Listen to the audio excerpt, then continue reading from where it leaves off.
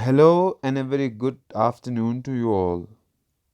So, we are discussing atomic structures in our previous classes. Today, we are going to discuss how Rutherford model has some limitations and drawbacks. So, Rutherford has proposed a theory for the atomic structure. So, we have discussed the atomic theory in the previous class. Today, we are going to discuss the drawbacks or the limitations of Rutherford model of atom. So talking about the limitations, the first limitations of Rutherford model of atom was the stability of atom. He cannot define मतलब वो सही से नहीं बता पाया कि autumn के stable है या नहीं है। जैसे उसने बताया कि अटम जो होता है वो रिवॉल्व करता है। उसने सोलर सिस्टम से उसने क्या किया, सोलर सिस्टम के साथ उसने कंपैरिजन किया कि सोलर सिस्टम की तरह होता है। लेकिन अब सोलर सिस्टम की तरह जब होता है तो जो हमारा इलेक्ट्रॉन्स है वो तो चार्ज पार्टिकल्स हैं। वो जो चार्ज पार्टिकल्स हैं, वो चार्ज पार्टिकल उन्होंने कहा कि चार्ज पार्टिकल हमेशा रिवॉल्व कर रहा है। रिवॉल्व करने के कारण क्या होता है, वो जो चार्ज पार्टिकल्स होते हैं वो हमेशा रिवॉल्व करते रहता है।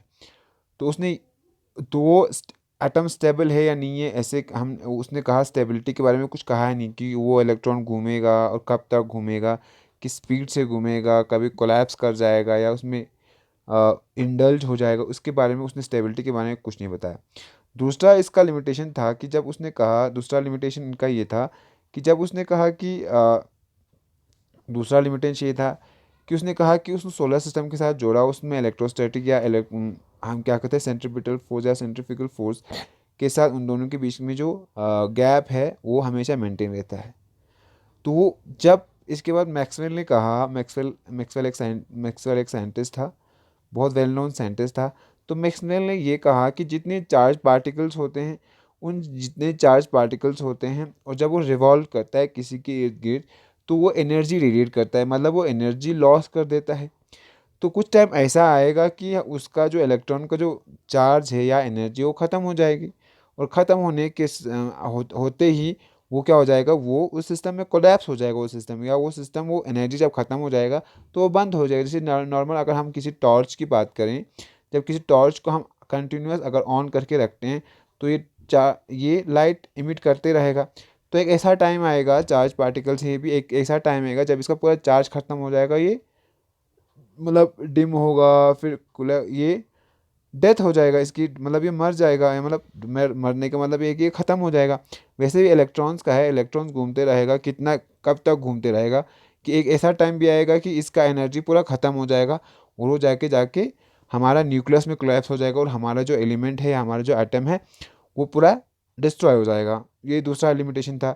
थर्ड लिमिटेशन इसका ये था कि उसने थर्ड लिमिटेशन ये था कि उसने स्पेक्ट्रम के बारे में कुछ नहीं बताया। स्पेक्ट्रम क्या होता है कि जब हम कोई वाइट लाइट किसी, जैसे हमारे रेनबो में जो होता है कि जो 7 कलर्स में वेब गया और WIBGYOR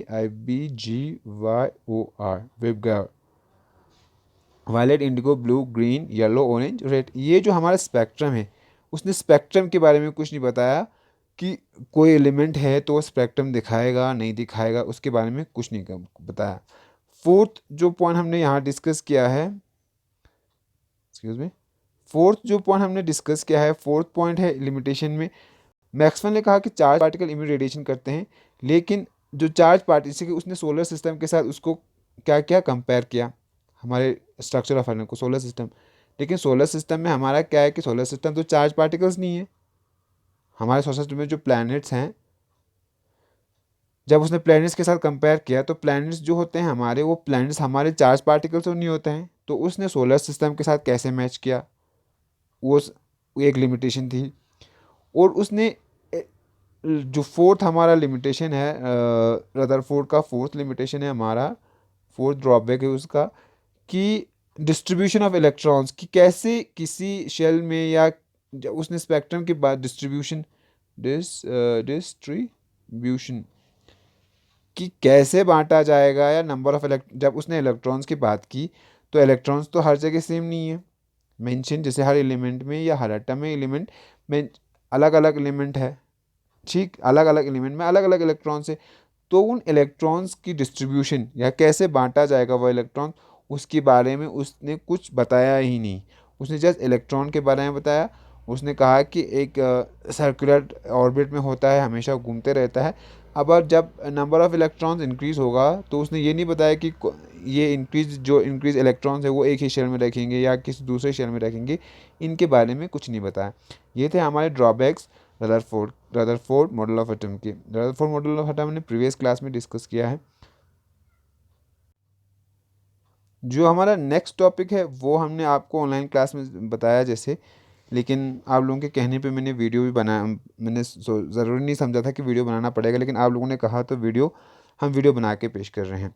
तो एटॉमिक नंबर क्या होता है? एटॉमिक नंबर किसी भी एटम का या किसी भी एलिमेंट का एटॉमिक नंबर जो होता है, वो एटॉमिक नंबर को हम क्या, पहली बात, एटॉमिक नंबर को हम जेड से डिनोट करते हैं। जेड जो होता है वो एटॉमिक नंबर डिनोट करता है। ठीक। अब एटॉमिक नंबर क्या होता है? नंबर ऑफ प्रोटॉन्स, कितने प्रोटॉन्स किसी एलिमेंट या किसी एलिमेंट में या किसी एटम में कितना प्रोटॉन प्रेजेंट है, उतना उसका एटॉमिक नंबर होता है। ठीक, ये प्रोटॉन्स की बात हुई। अब जब इलेक्ट्रॉन्स की बात करते हैं, number of electrons is equal to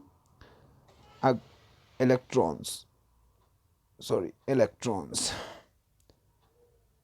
अब कोई कहेगा कि जितना नंबर ऑफ इलेक्ट्रॉन्स है उतना उसका एटॉमिक नंबर है, तो यहाँ पे ये बात गलत हो जाती है। कुछ थोड़ा बहुत यहाँ पे मतलब चीज़ें थोड़ा इम्प्रोवाइज़ करने की ज़रूरत है। नंबर ऑफ इलेक्ट्रॉन्स किसी एलिमेंट में लेकिन किसी एलिमेंट में प्रेजेंट होगा, उसका एटॉमिक नंबर नहीं होगा। नंबर ऑफ इलेक्ट्रॉन्स किसी न्यूट्रल एटम में या न्यूट्रल एलिमेंट में, अगर किसी न्यूट्रल एटम में कितना नंबर ऑफ इलेक्ट्रॉन प्रेजेंट है, उसको हम कहेंगे उसका एटॉमिक नंबर।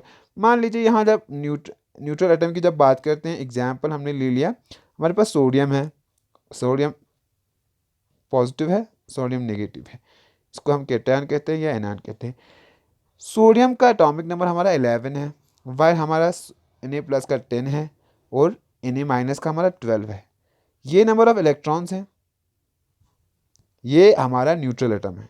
किसी न्यूट्रल एटम में कितना नंबर ऑफ इलेक्ट्रॉन्स है वो उसका एटॉमिक नंबर है, ये सही है। लेकिन यहाँ ये तो न्यूट्रल एटम नहीं है, ये भी न्यूट्रल एटम नहीं है, लेकिन इनमें नंबर ऑफ इलेक्ट्रॉन्स क्या है? 10, 10 है, 12 है।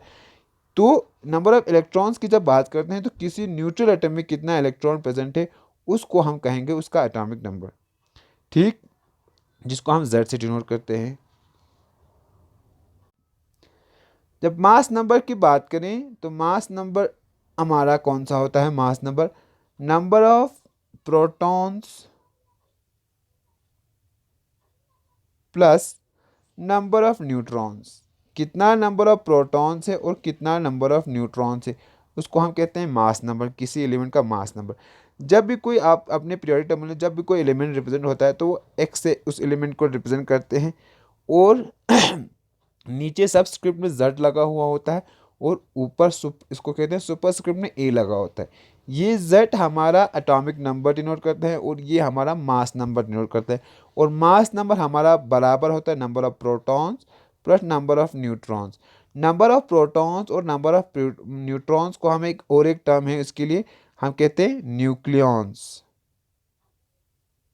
या न्यूक्लियॉन्स की जब बात करें तो इसमें प्रोटॉन और न्यूट्रॉन दोनों प्रेजेंट होता है, जिसको हम ए से रिप्रेजेंट करते हैं, जैसे कि मास नंबर होता है number of proton plus number of neutrons. अब ये थी बहुत बेसिक चीज़ें कि एटॉमिक नंबर क्या होता है और मास नंबर होता है। अब हमारा नेक्स्ट टॉपिक है हमारा आइसोटोप्स। आइसोटोप्स आइसोटोप्स किसको कहते हैं? आइसोटोप्स उन एलिमेंट्स को या उन एटम्स को कहते हैं जिनका एटॉमिक नंबर सेम हो, सेम एटॉमिक नंबर लेकिन डिफरेंट मास नंबर अलग हो। मास नंबर वो एलिमेंट जिनका एटॉमिक नंबर सेम हो, मास नंबर डिफरेंट हो, उनको हम कहते हैं आइसोटोप्स। आइसोटोप जैसे कि हमारे कार्बन का आइसोटोप होता है, हाइड्रोजन का होता है, क्लोरीन का होता है, नाइट्रोजन का होता है। जैसे अलग अलग elements different different numbers of isotope show करते हैं। जैसे बेसिक हमारा एग्जाम्पल है हाइड्रोजन। हाइड्रोजन का हम सबको पता है, हाइड्रोजन का एटॉमिक नंबर 1 है। तो हाइड्रोजन का एटॉमिक नंबर 1, हाइड्रोजन का एटॉमिक नंबर 1 और हाइड्रोजन का एटॉमिक नंबर 1। हाइड्रोजन 3 आइसोटोप्स दिखाता है, जिसमें एक का एक मास नंबर 1 1 होता है, 1 2 होता है, 1 3 होता है। अब इसको हम कहते हैं प्रोटियम, इसको हम कहते हैं ड्यूट्रियम और इसको हम कहते हैं ट्रिटियम। इन सब में डिफरेंस क्या है? इन सब में डिफरेंस मास नंबर का है। मास नंबर डिफरेंट है लेकिन एटॉमिक नंबर क्या है? Atomic number same he. Same the case of carbon, carbon में भी हमारा सेम सेम एटॉमिक नंबर होता है C6, लेकिन C13, C14 और C12 ये होते हैं हमारे कार्बन के आइसोटोप्स। ये होता है हमारा आइसोटोप्स। नेक्स्ट जो टॉपिक है वो है हमारा आइसोबार्स। आइसोबार्स कौन से होते हैं? आइसोबार्स, आइसोबार्स वो होते हैं, वो एलिमेंट्स या वो आइटम्स होते हैं जिनका एटॉमिक नंबर डिफरेंट होता है, मास नंबर सेम होता है। सेम मास नंबर हमारा सेम होता है, सेम मास नंबर, बट लेकिन डिफरेंट एटॉमिक नंबर, जिनका एटॉमिक नंबर डिफरेंट होगा उनको हम कहते हैं क्या? Isobars. Example, for example, example के केस में हमारा क्या है? हमारा कार्बन और नाइट्रोजन है। कार्बन का हमारा एटॉमिक नंबर 6, नाइट्रोजन का हमारा 7, कार्बन का हमारा 12 और 4, कार्बन का हमारा 12 होता है, लेकिन कार्बन के हमारे 3 आइसोटोप्स होते हैं, C612, C613 और C614। तो इसका और हमारा नाइट्रोजन का क्या होता है? N14। इनका देखें एटॉमिक मास, इनका देखें एटॉमिक मास, ये देखें इनका एटॉमिक नंबर, ये डिफरेंट डिफरेंट है। एलिमेंट्स या एटम जिनका एटॉमिक नंबर अलग हो लेकिन मास नंबर सेम हो उसको हम कहते हैं आइसोटोप्स। यहाँ पे आपको आइसोटोप्स आइसोबार्स आइसोटोप्स की एक फीचर्स बताएं। जो आइसोटोप्स जितने प्रेजेंट होते हैं, जैसे कि हाइड्रोजन का जो हमारा H11 था, H12 था और H13 था, ये जो आइसोटोप्स होते हैं, इन आइसोटोप्स की एग्जिस्टेंस या ऑक्यूरेंस या हमारा प्रेजेंस कितना होता है? ये जो हमारा ये वाला आइसोटोप्स है, प्रोटियम जो आइसोटोप्स है वो लगभग 98.44 या कुछ ऐसा, 98, मतलब सबसे ज़्यादा इस हमारा जो यूनिवर्स है या हमारा अर्थ है, इस पे सबसे ज़्यादा कंपोजिशन हमारा ये वाला हाइड्रोजन, ये वाला आइसोटोप्स हमारा पाया जाता है। ठीक, लेकिन ये और ये बहुत कम मिकदार में, मतलब नेग्लिजिबल अमाउंट्स में ये हमारा बाकी जो होते हैं वो प्रेजेंट। जैसे कि हमारा कार्बन के केस में C612, जैसे कि हमारे पीरियोडिक टेबल में C612 वाला मेंशन होता है, ये हमारा मेनली कंपाउंड ये पाया जाता है। बाकी C613 और C614 ये सब बहुत रेयरली कंपाउंड्स है जो हमें दिखने को बहुत कम दिखता है, कि मतलब इनका एग्जिस्टेंस बहुत कम दिखता है। अब अब यहाँ पे एक नोट्स जो ये नोट हमने लिखा है, यहाँ पे एक समझाने वाली बात ये है कि जैसे एटम्स का जो होता है केमिकल प्रॉपर्टी जो होती है, हर एलिमेंट का या हर एटम का केमिकल प्रॉपर्टी डिफरेंट होता है। केमिकल प्रॉपर्टीज जब एटम डिफरेंट एटम्स का, जिसके हाइड्रोजन का अलग केमिकल प्रॉपर्टी है, लिथियम का अलग है, सोडियम का अपना है, क्लोरीन का अपना है, सबका अलग अलग है। लेकिन जब आइसोटोप्स की बात करें, आइसोटोप्स जैसे कि हमारा आइसोटोप्स है हमारा C612 या C613 और C614। अब इन कंपाउंड्स में या इन एलिमेंट्स में या इन एटम्स में इनका तो एटॉमिक नंबर सेम है, मास नंबर डिफरेंट है। अब इन एलिमेंट्स में इनका जो हमारा केमिकल प्रॉपर्टी का उसमें क्या चेंजेस होगा? वो सेम होगा, डिफरेंट होगा? तो यहाँ पे एक पॉइंट नोट करने वाली बात है कि जितने आइसोटोप्स हैं, जितने सारे आइसोटोप्स हैं, उनकी केमिकल प्रॉपर्टी हमेशा क्या होती है? हमेशा सेम होती है केमिकल प्रॉपर्टी। क्यों? जब हम केमिकल प्रॉपर्टी की बात करें तो केमिकल प्रॉपर्टी नंबर ऑफ किस पे? नंबर ऑफ इलेक्ट्रॉन्स, इलेक्ट्रॉन्स पे बात होती है।